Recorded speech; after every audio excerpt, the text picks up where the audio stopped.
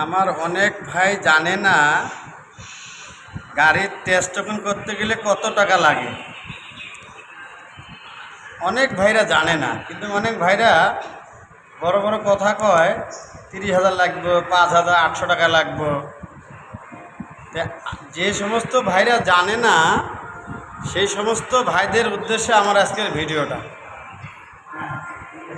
যারা test token করতে যাবেন মিনিমাম 32,000 টাকা নিয়ে যাবেন,